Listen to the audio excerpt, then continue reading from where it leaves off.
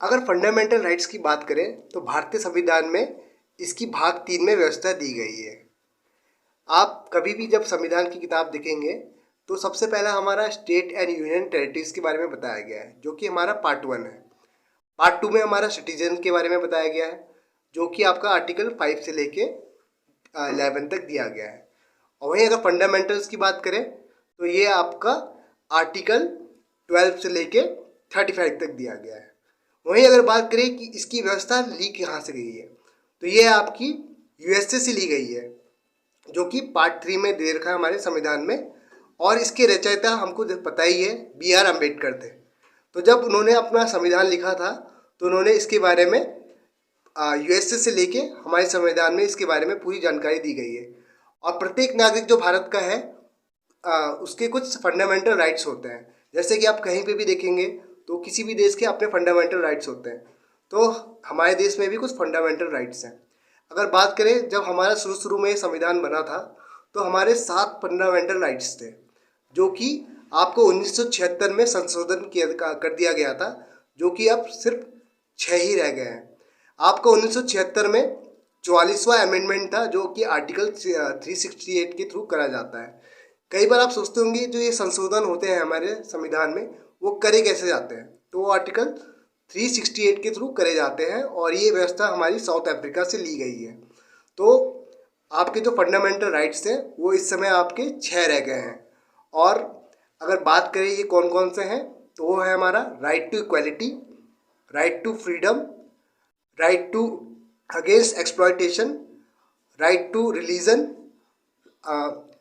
और आपका 5वां है कल्चर एंड एजुकेशन राइट। और आपका जो छठा आता है वो आता है राइट टू फंडामेंटल रेमेडीज।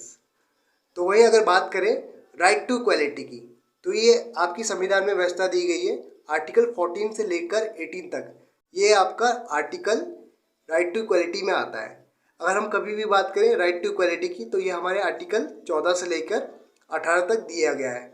जैसे हम बात करें आर्टिकल 14 में, तो इसमें क्या दिया गया है कि जितने भी भारतीय हैं वो सामान्य हैं, चाहे वो कोई भी हो। वही अगर हम आगे जाते हैं आर्टिकल 15 में, तो इसमें दिया गया है कि कोई भी व्यक्ति किसी भी जगह का हो, किसी भी संप्रदाय का हो, उसका कोई भी लिंग हो, चाहे वो लड़की हो या लड़का हो, वो किसी भी धर्म का हो, किसी भी संप्रदाय का हो, वो किसी भी क्षेत्र का हो, है कल्चर एंड एजुकेशन राइट। और आपका जो छठा आता है वो आता है राइट टू फंडामेंटल रेमेडीज। तो वही अगर बात करें राइट टू इक्वालिटी की, तो ये आपकी संविधान में व्यवस्था दी गई है आर्टिकल 14 से लेकर 18 तक। ये आपका आर्टिकल राइट टू इक्वालिटी में आता है। अगर हम कभी भी बात करें राइट टू इक्वालिटी की, तो ये हमारे आर्टिकल 14 से लेकर 18 तक दिया गया है। जैसे हम बात करें आर्टिकल 14 में, तो इसमें क्या दिया गया है कि जितने भी भारतीय हैं वो सामान्य हैं, चाहे वो कोई भी हो। वही अगर हम आगे जाते हैं आर्टिकल 15 में, तो इसमें दिया गया है कि कोई भी व्यक्ति किसी भी जगह का हो, किसी भी संप्रदाय का हो, उसका कोई भी लिंग हो, चाहे वो लड़की हो या लड़का हो, वो किसी भी धर्म का हो, किसी भी संप्रदाय का हो, वो किसी भी क्षेत्र का हो, वह उसके साथ आप समानता का व्यवहार करेंगे। तो इसके बारे में दे रखा है। फिर आपका आर्टिकल 16 में भी इसको अच्छी तरह से बताया गया है। फिर जो एक चीज़ और है जो हमारे समाज में हम देखते हैं आए दिन, अस्पृश्यता। अगर आप किसी के साथ सामाजिक भेदभाव करते हैं तो इसकी भी व्यवस्था इसमें दे रखी है आर्टिकल 17 में, कि आप किसी भी व्यक्ति के साथ आप एबॉलिशमेंट ऑफ नहीं कर सकते, अनटचेबिलिटी का व्यवहार नहीं कर सकते। इसकी व्यवस्था भी हमारी राइट टू इक्वालिटी में दे रखी है, जो कि हमारे आर्टिकल 17 में है। उसके बाद से हम बात करते हैं राइट टू फ्रीडम। ये जो व्यवस्था दी गई है हमारी आर्टिकल 19 से लेके आर्टिकल 21 में दी गई है। वही अगर हम बात करें आर्टिकल 19, आप देखते हैं जितने भी व्यक्ति हैं हमारे देश में, आप देखते होंगे टीवीज़ में देखते हैं, शोज़ में देखते हैं, आजकल सोशल मीडिया का माध्यम है, कोई भी व्यक्ति अपनी बात कह सकता है बिना किसी झिझक के। तो ये बात किसके, ये संविधान हमें कहाँ से मिला है, तो ये बात हमको मिली है राइट टू फ्रीडम, जो हमारा आपका आर्टिकल है आर्टिकल 19, जिसमें कोई भी व्यक्ति अपनी बात बेझिझक बोल सकता है, उसको बोलते हैं फ्रीडम ऑफ स्पीच। तो कोई भी व्यक्ति अपनी बात बोल सकता है, कोई भी सुझाव दे सकता है बिना किसी झिझक के, चाहे वो किसी भी जगह का हो, चाहे वो लड़की हो या लड़का हो, चाहे वो कोई सी भी जगह का हो भारत के, वो आपका बस सिटीजन ऑफ इंडिया होना चाहिए। तो ये व्यवस्था भी हमको दी गई है, जो कि हमको बोलते हैं आर्टिकल 19। वहीं अगर हम आगे बढ़े, आप देखते होंगे सपोज किसी देश में आपकी इमरजेंसी लग गई, सपोज अगर नेशनल इमरजेंसी लग जाती है, और अगर आपको देखते हैं कि नेशनल इमरजेंसी में सब कुछ आपका बंद हो जाता है, लेकिन आपकी एक व्यवस्था दी गई है जो आपकी प्रेस की स्वतंत्रता। उस समय आपकी जो प्रेस है बिना किसी दबाव के, बिना किसी गवर्नमेंट के दबाव से वो अपना काम सही ढंग से कर सकती है। तो ये भी हमारे राइट टू फ्रीडम की जो व्यवस्था दे रखी है, फ्रीडम ऑफ प्रेस, ये दे रखा है आर्टिकल 19 में दे रखा है। तो मैंने आपको वीडियो की शुरुआत में ही बोला था कि जो हमारे फंडामेंटल राइट्स थे वो पहले कितने थे, आपके 7 थे। तो जो आपका राइट टू प्रॉपर्टी था वो आपका संशोधन हुआ था 1976 में, जिसको 44 आपका 44वां अमेंडमेंट जो पास हुआ था, उस समय इसको राइट टू जो प्रॉपर्टी था वो हटा दिएगा मौलिक अधिकार से, और इसको किस में डाल दिया, अब ये संवैधानिक अधिकार है, जो कि आपका 300 के में दिया गया है। तो वही इसका जो आपका अगला आर्टिकल आता है इसमें राइट टू फ्रीडम है, वो है आपका आर्टिकल 19(1)(f। इसमें भी राइट टू प्रॉपर्टी की व्यवस्था दी गई थी, जो कि अब ये आपका किस में आ गया, संवैधानिक अधिकार में आ गया है।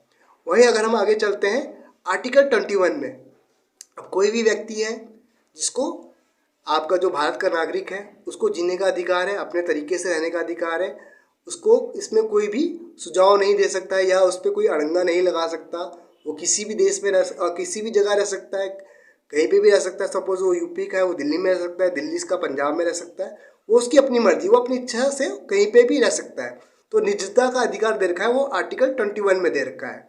वहीं फिर हम अगर बात करें, वही अगर हम देखते हैं कि आए दिन कहीं किसी के साथ एक्सप्लॉयटेशन होता है, आप देखते हैं बंधुआ मजदूरी की केसेस आप देखते हैं, तो वो कैसे केसेस लिया जाता है, ये भी आपको अधिकार दे रखा है, राइट टू अगेंस्ट एक्सप्लॉयटेशन। कि कोई भी अगर छोटा बच्चा है आप उससे मजदूरी नहीं करवा सकते, उसको आप मार पीट नहीं सकते। शिक्षा का अधिकार दिया गया है, कोई भी व्यक्ति जो है वो 14 साल तक का व्यक्ति है, उसको मुफ्त शिक्षा का अधिकार दिया गया है। सरकारी स्कूलों में इसकी व्यवस्था दी गई होती है। और वहीं अगर हम बात करें कि कोई भी मतलब कहीं सी भी जगह का हो, हम उसके साथ भेदभाव नहीं कर सकते। अगर वो गरीब भी हो तो हम ये ज़रूरी नहीं है कि वो गरीब है तो इसलिए उसके साथ हम बंधुआ मजदूरी करवाएं और ये सब। तो ये भी हमारा किस आर्टिकल में दे रखा है, राइट टू अगेंस्ट एक्सप्लॉयटेशन में। वही जो हमारा नेक्स्ट आता है राइट टू रिलीजन। अब भारत जो है एक लोकतांत्रिक देश है, यहाँ पे कई संप्रदाय के लोग रहते हैं। हम देखते होंगे आपका हिंदू जो है वो मेजोरिटी में है, इसके अलावा कई अन्य धर्म भी हैं यहाँ पे। तो हमारे देश में फुल आज़ादी दी गई है कि वो कोई भी व्यक्ति हो, कहीं का भी व्यक्ति हो, अपने धर्म का पालन आराम से कर सकता है बिना किसी झिझक के। वो अपने जो उसके कस्टम्स होते हैं उसको फॉलो कर सकता है। तो इस संविधान की जो व्यवस्था दे रखी है वो आर्टिकल 25 में दे रखी है, और कोई भी व्यक्ति हो वो अपने हिसाब से अपने धर्म का पालन कर सकता है, प्रचार प्रसार कर सकता है, जितने भी उसके त्यौहार है उसको बना सकता है। तो हमारे संविधान में व्यवस्था दे रखी है right to freedom of religion.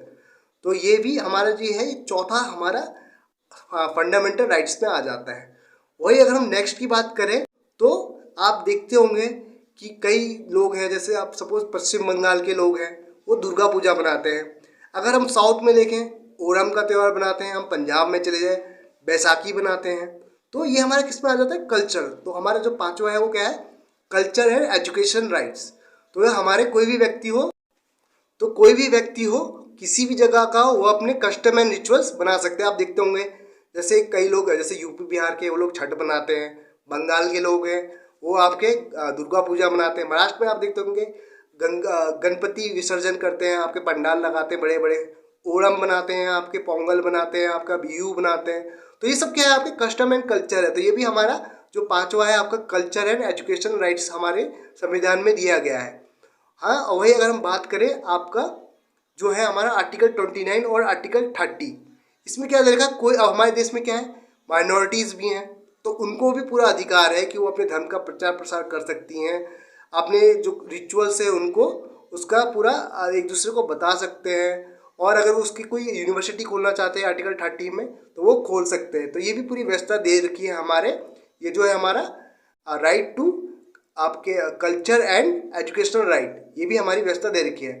वही हम बात करते हैं अब जो हमारा है, इतने सारे राइट्स हो गए, अब आपको लगता है कि हमारे जो कानूनी अधिकार है, आपका हनन हो रहा है। तो ये किसमें दे रखा है आपका राइट टू फंडामेंटल रेमेडीज। अब कोई भी व्यक्ति है, कहीं का भी है, अगर उसे लगता है कि मेरे साथ भेदभाव हो रहा है तो वो क्या कर सकता है, इस आर्टिकल के थ्रू जाता है। ये अब क्या है आपका आर्टिकल 30 आपके जो 31 है, ये तो आपका राइट टू प्रॉपर्टी में आता था, तो वो तो अब हटा दिया गया है। लेकिन जो आर्टिकल 32 है, जो हमारे संविधान के निर्माता है BR अम्बेडकर, तो उन्होंने इसके बारे में बहुत बड़ी बात कही है कि हार्ट एंड सूल, संविधान की आत्मा कौन से है हमारी, आर्टिकल 32। कोई भी व्यक्ति जिसको लगता है कि मेरे साथ सही नहीं हो रहा है, मेरे अधिकारों का हनन हो रहा है, तो वो क्या है, इस आर्टिकल के थ्रू कहाँ जा सकता है, सुप्रीम कोर्ट जा सकता है या हाई कोर्ट जा सकता है, और वो अपने संविधान जो भी इसको अधिकार मिले हैं संविधान में, उसकी रक्षा कर सकता है। तो ये हमारे जो कुछ थे हमारे फंडामेंटल राइट्स थे, और इस पर ये बहुत बड़ा एक आर्टिकल है जिसको संविधान की आत्मा कहा गया है, आपके BR अम्बेडकर, जिन्होंने हमारे संविधान के जो निर्माता है जिनको कहा जाता है वो हमारे BR अम्बेडकर, उन्होंने इतनी बड़ी बात की गई है। और इसका कहीं ना कहीं हम देखते हैं कि जितने भी आपको देश में आपको कोई भी आप इतने सारे लोग हैं जिनको लगता है कि मेरे साथ जो संविधानों का, मेरे जो संविधान ने जो मुझे अधिकार दिए हैं, जो राइट्स ऑफ जितनी भी इक्वालिटी है, राइट टू फ्रीडम है उनका, वही यहाँ अगर हम बात करें जो हमारा एक जो फंडामेंटल राइट था, जो पहले आपका 1976 से पहले तक था, राइट टू प्रॉपर्टी, अब उसको हटाने का मकसद क्या था।